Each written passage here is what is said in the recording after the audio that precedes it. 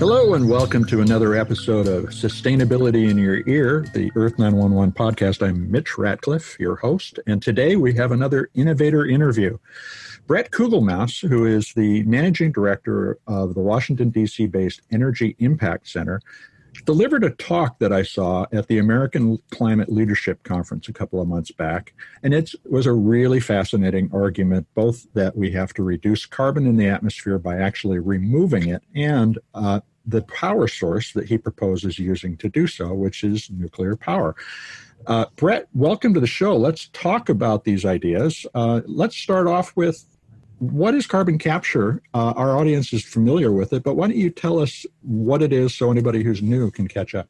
Yeah, thanks for having me, Mitch. Well, I guess maybe first let me talk about why carbon capture is important, and then we can actually talk about the mechanisms to do so. Mm-hmm. So basically, what people often ignore in the climate debate is that what we're really trying to do is reduce the amount of heat that we're adding to our system, right? And even if we level off new carbon emissions, and I mean totally level them off, like zero carbon emissions in every single sector, transportation, electricity, industry, building, heat, you name it, we're still going to be adding heat to the system because we already put 1,000 gigatons of CO2 into the air over the last couple hundred years. So essentially 1 trillion tons of carbon is up there. Yeah. And we need to remove that if we want to stop adding heat to the system. So that is the most important thing that people have to realize, is that it is not enough to just completely zero out emissions, which pretty much no one has a plan to do anyway, but we have to actually go negative, and not just a little bit negative, but rapidly negative. To get rid of that 1,000 gigatons of CO2. Otherwise, we haven't solved climate change. We've just maybe delayed it a few years. So, and let's just put that in the plainest possible way. Carbon dioxide is like a heat sponge. And we've wrapped our planet in a heat sponge of an extra 1 trillion tons of carbon, or carbon dioxide. So we need to pull that out of the atmosphere in addition to reaching zero emissions, in order to preserve the environment that our grandparents would have known. Well, what's actually kind of interesting is that if you can remove carbon at a faster rate than you add it, you actually don't need to zero out your emissions at all. You can keep on emitting as long as you're removing faster. And that often goes unacknowledged as well, because people don't like that. People think, oh, well, that'll just give the polluters license to keep polluting. But we have to remember why we don't like the pollution. We don't like the pollution because we're adding CO2 to the air. If you can remove it at a faster rate than you add it, that's okay. And, you know, I agree with you. I think we treat this moral hazard of taking carbon out of the air as something that would discourage people from reducing their carbon dioxide output too seriously, in the sense that if we are not considering all the options, as well as the fact that we may ultimately continue to produce some carbon, but that we have the capacity to pull it out of the atmosphere, in a sense, we create an air conditioning system that will allow us to continue in some ways, for instance, the production of plastic that I think people generally agree we will need, this doesn't have to be the end of all carbon emissions. On the other hand, we do need to reduce our carbon dramatically in order to achieve even the goal of stopping the heating. And then we have to pull all the extra atmospheric carbon out, making it a twofold problem. And we're trying to treat it with one silver bullet. Well, something I just want to clarify there, because I think this is super duper important. You are not going to stop heating until you've pulled it all out. Exactly. If you pull out 900 out of 1,000 gigatons. So let's say we do the greatest job we could ever imagine. We go negative, we go rapid negative, but we only pull out 900 out of those 1,000 gigatons that we already added. We're still going to be adding heat to the system. Every single year. It's still going to get hotter and hotter every year. And the things that we don't like about climate change are caused by heat. So it's super important to remember, heat will not stop. We'll not stop adding heat to the system until we removed all 1,000 gigatons of CO2 that we added. Now, and just to be clear, that doesn't mean we're removing all CO2 from the atmosphere. The atmosphere had a healthy amount of CO2 in it in 1750. We just need to go back to the rates in 1750. Right. And so now that's the paradox that you identified in your speech. The fact that no matter what we do with regards to reduction, we're still stuck with the atmospheric CO2 that's in place. So how did you go about this transition from a life in Silicon Valley to starting the organization that you run now, the Energy Impact Center? Yeah, well, I was fortunate enough to, throughout my 20s, get to just kind of fool around and do whatever I wanted with interesting technologies. So I started a robotics company shortly after I got my master's at Stanford, which pretty much makes you an entrepreneur. So I ran that company for about 5 years. It was acquired in 2017, and I decided the only thing I wanted to do was work on climate change from that point forward.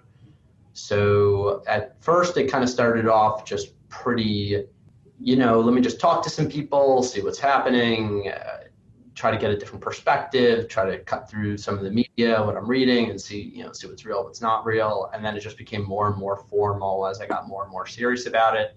So I realized San Francisco wasn't really the right place to get things started. So I moved out to DC, created the Energy Impact Center. We've made some terrific hires out here and across the country, and we're a much more formal organization now that conducts research on deep decarbonization. As you have learned more about decarbonization, you've identified direct air capture as one of the most effective ways to do this. Why is that the best way to go, in your opinion? Yeah, well, I mean, you really only have two options to remove CO2 from the air. You can do it with biological machines, or you can do it with mechanical machines, right? But somehow we have to force the capture of the CO2. Now, if you look at the best examples of biological machines that we have that capture CO2, well, that's photosynthesis, that's trees, and that's other plants that remove it. And trees have done, yes, and yeah, exactly. And so trees have done a pretty good job removing and trapping CO2 in a stable form. They create hydrocarbons, right? And they create other molecular forms of that carbon that are more stable and stay out of the air. Unless, the old trees kept it out of the air for a while because they didn't rot and they were just kind of buried under hundreds of millions of years of soil. And that's where all of our oil under the ground came from. Right. Trees nowadays, since we have other bacteria and fungi that decompose them, they're good at sequestering carbon for 100 years, maybe a couple hundred years if you add arsenic or other poisons or heavy metals to it, which we don't really want to do. So trees aren't as good as they used to be at permanent sequestration of carbon, but they're still a pretty good solution up until a certain point. The reason that I turned to direct air capture through mechanical machines as being the only path forward is I ran the numbers. And I said, what if you were to plant every square inch on the planet, not even just every available inch, every square inch of land on the planet with trees and grow them as fast as you can? Would that be enough to remove the 1,000 gigatons of CO2 from the air? And it didn't even come close. So, it's just biological capture of carbon is just not fast enough.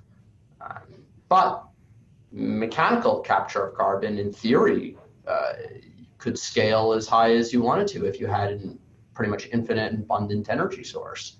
Well, and that's where we get into, I think, what will be a challenging question for some of our listeners. But your proposal is to use nuclear energy, and you make an interesting and compelling case in that speech, which of course we'll be linking to in the introduction to this podcast. But today we've got 98 plants, I believe, in the United States running, with a couple more that are commissioned and being built. And you talk in terms of the absolute absence of damage from meltdowns, and they happen sometimes.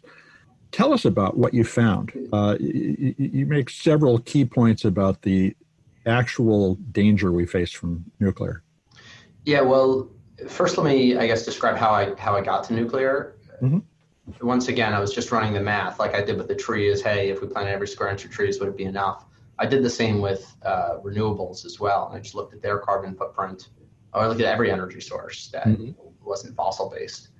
And I said, whether it's hydro or renewables or nuclear or tidal, whatever it is, each of these things has a carbon footprint too. Right. So in order for it to be a viable solution for permanent sequestration, you have to say, okay, well, what's the energy requirement to capture a kilogram of CO2? And how many kilograms of CO2 are released in the production of any given unit of energy from that system? Right. And the only one that wasn't ruled out, just from a pure mathematical basis, was nuclear. And now I didn't, have any real opinion in nuclear. I thought, okay, there's this waste issue, there's this safety issue. Those are probably just all engineering, things that could be fixed with engineering. So, I've worked at a solar company. It was my first job, so I love solar. I still love offshore wind. It's not mathematically feasible to do this with offshore wind, but offshore wind's still pretty cool. And it's pretty good. So how much energy do we need to pull that trillion tons of carbon out of the atmosphere, do you estimate? Yeah, I mean, so in terms of, I can't give it to you in terms of units of energy because there's still some assumptions you have to make, but in terms of like approximate units of power, we're talking on the order of tens of thousands of gigawatts. So like the largest, plants built are like a gigawatt, the largest power plants built. And we would need tens of thousands of new nuclear gigawatt scale plants, or the equivalent. You could have hundreds of thousands of ones that are 1/10 the size, or millions of them that are 1/100th the size. So yeah. How small can a nuclear plant be based on that statement? Well, there's one in there's one in Oak Ridge that I saw operating that was the size of a garbage can, and it produced 80 megawatts. So imagine something the size of a garbage can that creates as much energy as not 40, but more like 160 of the largest land-based wind turbines you've ever seen.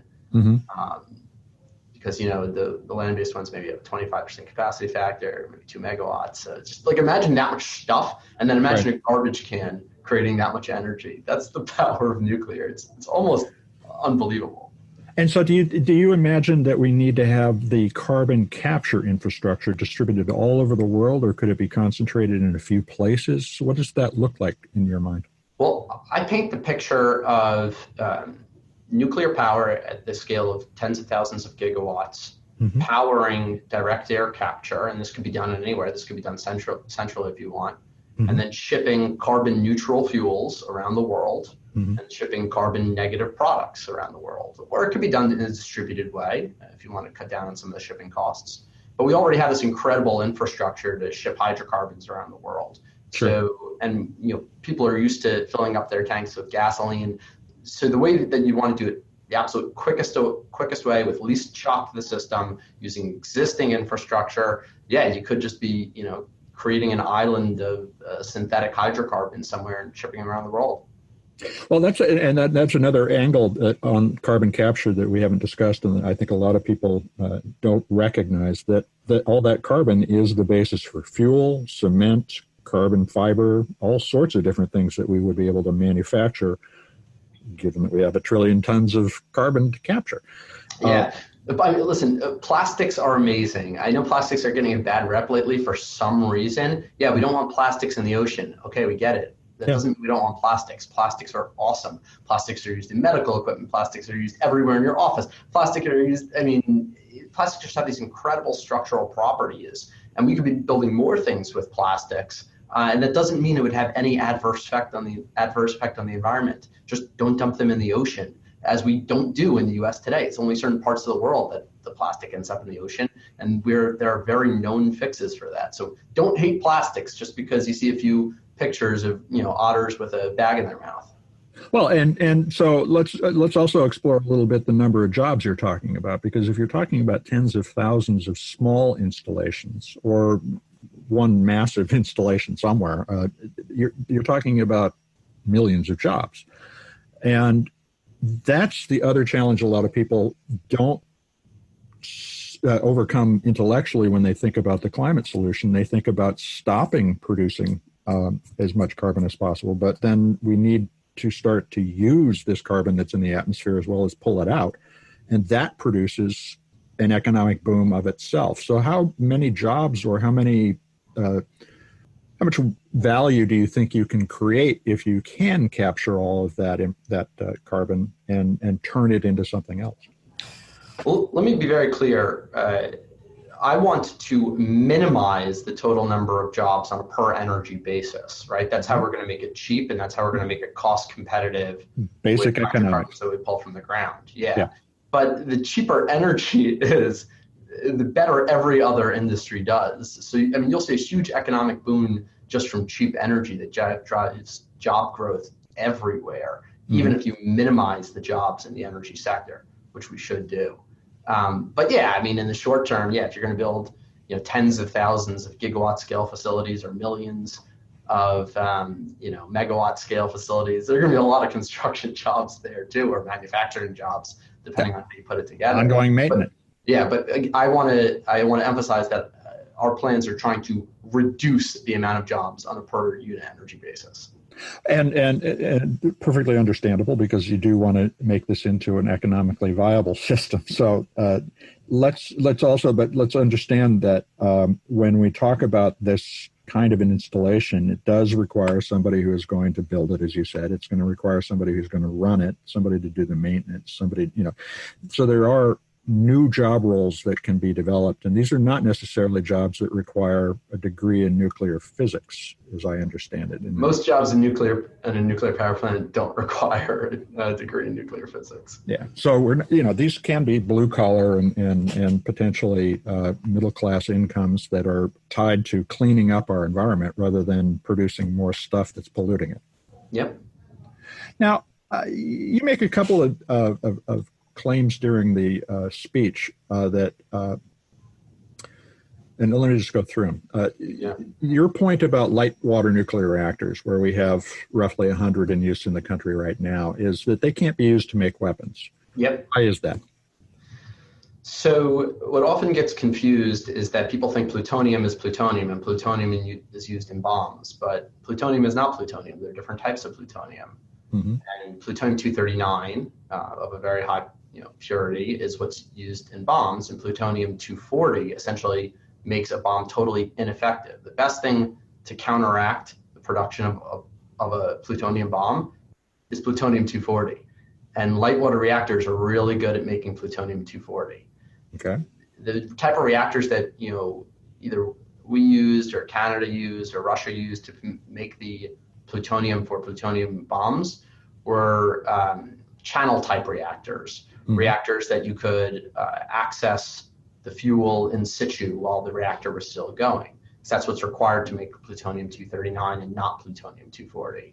But light water reactors are totally sealed up, and you can't access them while the reactor is running. So they're inherently proliferation proof. Now, listen, you can get into the nitty gritty and say, yeah, one can be retrofitted in this way or that way, but it's not practical. It would be easier to build a different type of reactor from scratch at that point. So, your typical run-of-the-mill light water reactor, PWR, pressurized water reactor, or BWR, boiling water reactor, that we have throughout this country, effectively cannot be made to use weapons. And so I'm a big fan of that technology. Now, you also talk about the fact that nuclear waste hasn't actually hurt anybody or anything in history. And I actually really don't agree with that. I know people personally who have been impacted by groundwater pollution from Hanford. Okay, so let me just draw a distinction. Okay. When I was talking about nuclear waste, I was talking about nuclear waste from power plant production, not from nuclear weapons production. Okay. So you always have to keep that distinction in mind. Great. Okay. Got it. Now, so there are instances of nuclear waste from weapons production that have been damaging to folks. Yeah, but I don't want any more nuclear weapons. Like, I'm very anti-nuclear weapons. So it almost doesn't factor into the climate change conversation. And frankly, I have been most of my life against nukes as a result of those kinds of experiences. I have a grandfather who died because he was a downwinder. Yeah. How old are you, Mitch? 58. Yeah. So that your generation, your generation the environmental movement was like very, very much tied up into the anti-nuclear weapon movement. That's where it started. Yeah. So it's very easy to see why when certain environmental groups come, even like, I'm 32. So a lot of the environmental groups I deal with today. Kid, that's all. Just lecturing your seniors. That's what you're doing. Well, there's a lot of people at my age who work at these environmental organizations, and they've got this anti-nuke perspective. And I realize that it's like just so built into the culture of these organizations, the cultural exactly organizations, because of that initial, intersection point. But it's like when you dig a little bit deeper, you find it just doesn't hold up. So in the last three meltdowns, you talk about this in the speech as well, nobody died. Yeah, so Fukushima 1, Fukushima 2, and Fukushima 3, they were gigawatt scale reactors that in the when there was that tsunami, right, in Japan, tsunami and earthquake. I mean, this is one of the greatest tsunami earthquake combination civilization's ever seen. And a lot of people died in the tsunami. 20,000 people died in the tsunami. 0 people died from nuclear. Zero. With shows like Chernobyl on HBO right now, I think it's HBO, does that make it harder to have this conversation? I don't know. Like, the show didn't get things wrong. Like, the show definitely got things wrong, right? But they got a lot right, too. And it was, like, very dramatic TV and got a lot of people talking about it. I mean, I generally am of the side that dialogue and conversation is a good thing no matter what. And so even if, people come into it from the wrong perspective, it gives you the opportunity to, take their interest and correct their perspective, or, just offer a different opinion. Maybe you're wrong too, but either way, it gets the dialogue going. So, I like when there's more people talking about it, more people discussing. I think that's healthy. So I'm not against the show Chernobyl at all, even though, I got my call. Well, it's even really a matter of against or for. It's that does that kind of a cultural event change the ability for us to think clearly about what you're saying? Yeah. I mean, I think one thing that goes unacknowledged in the Chernobyl conversation, because listen, it is very emotional, right? Like, nobody likes an accident. People died. Not good. But if that accident happened the exact same way today, literally same type of reactor, however it was handled, still blew up. Even the Chernobyl reactor, which was this graphite channel type reactor, different characteristics, and I'm not advocating for it all. But if it happened today, probably nobody would have died even there, because they wouldn't have sent the firemen into the reactor core where they got burned from direct dose of radiation. That just wouldn't have happened. And then, the surrounding communities that, had this iodine uptake in their thyroid and got cancer, mostly children, that wouldn't have happened either, for 2 reasons. One, they would have just told them, hey, don't drink the cow milk. Like, don't drink the local cow milk, and no one would have gotten hurt. That's it. They just didn't know, and they weren't told, but that's all they had to do. They didn't have to kill the cows, and it was only for like a month. If it's like, don't drink the cow milk for a month, there would have been no problems to the surrounding communities. Okay.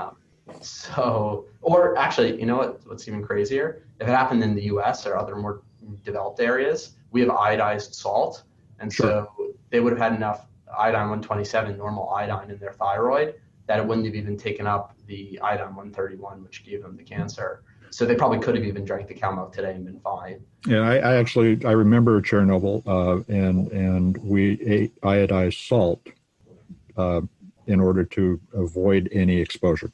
Yeah, well, we all have iodized salt now. I mean, unless you get like kosher salt or something, everyone's got iodized salt. So now let's look a little bit more at the very right now. Nuclear, if I remember the number correctly, is about 31% of U.S. energy production from those 100 plants. The National Renewable Energy Council or laboratory said that solar has the ability to potentially generate 400,000 terawatts of power a year. And you're talking about something on the order of half that needed to, based on what we've been speaking about, to do the carbon capture project. And of course, then this provides clean power in a lot of other contexts as well. It doesn't all have to go into carbon capture over the long term. The investment can be amortized across consumer use and industrial use and so forth. How does this initial massive investment, because 10,000 nuclear plants isn't cheap, how do we put together a business approach that will allow us to attack the initial problem, take that $1 trillion tons of carbon out of the atmosphere and then start to completely replace the fossil fuel-based energy production as well. Where do we go from here, I guess is the simplest way to put that question. Well, I claim that if this is going to happen at all, you've got to do it profitably. Like, there's no amount of money in the world that could make this work, because the government wants to spend the money on other things. We've got other priorities too. We're not going to spend hundreds of trillions of dollars combating climate change when we've got other sorts of poverty and air pollution and so many other things to deal with. It's just like totally unrealistic. So I claim that you've got to make the solution to climate change profitable. And if you do make it profitable, it's going to happen real fast. So it's a win-win there. And in order to make it profitable, all you have to do is make carbon neutral fuels and carbon negative products cheaper than their carbon positive counterparts. And then market forces will literally solve climate change for you. Increased consumption, increased prosperity will solve climate change. It's a perfect alignment of individual consumption and individual short-term habits and needs and wants and long-term global preservation. That's what you want. That's the rule we should be setting for these systems if we realistically expect this to happen. And I claim that only nuclear can get energy so cheap that you can make these carbon negative products cheaper than their carbon positive alternatives. And does that include being able to store whatever wastes are left over afterwards? Does that factor into that calculation? What wastes? Well, I assume that a fission reactor produces some kind of waste at the end of the day. Yeah. So remember that whole thing about how that garbage can was decided? Okay. So when you release energy inside of an atom, it contains, on a per mass basis, 3 million times as much energy than any chemical system. Okay, that means 3 million times less waste. So, if we can deal with the amount of tennis shoes that we produce every year and put in a landfill somewhere, that's more than enough to deal with thousands and thousands of years of nuclear waste in terms of mass and volume of stuff that you're going to be handling. So it's just such an inconsequentially small amount of stuff for the energy that you have to produce. Right. It's not even an issue. Okay. So no need for carbon pricing because it operates purely on the price advantage of inexpensive power to produce carbon negative or carbon neutral materials. And by the way, carbon pricing wouldn't work anyway because you can't price previous emissions and you can't stop climate change without addressing previous emissions. So this whole you can't address them without acknowledging they exist, that we have a massive debt that nobody wants to take on. Yeah, but even if you price carbon, like you tax it, there's no mechanism by which you can tax previous companies over the last 100 years for their emissions, and that's what's going to continue to create the heat. So listen, so carbon tax is like an interesting mechanism to like change the market dynamics, but it will not deal with previous emissions, and so that's a problem. Yeah. Okay, so but the point is that we don't need to get into an elaborate carbon taxation model. We don't. You see this as a purely basic economics issue of bringing inexpensive, clean power. The cleanliness is the thing people will debate, but that will solve our in-place carbon problem as well as help us lower our overall emissions. Yep. And that's a pretty straightforward, and that's why this talk caught a lot of attention. I'm glad that we spoke about it.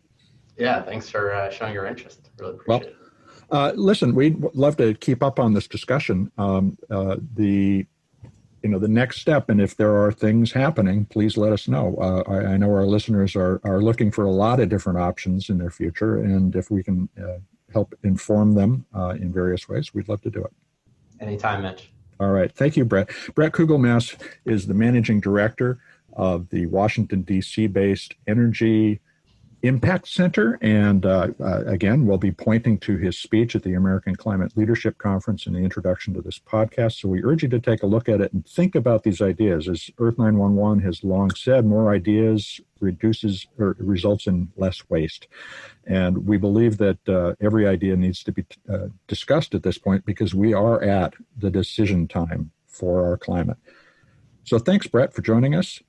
And we'll be talking to all of you soon. This is Earth 911's Sustainability in Your Ear. I'm Mitch Ratcliffe, and we'll talk to you soon.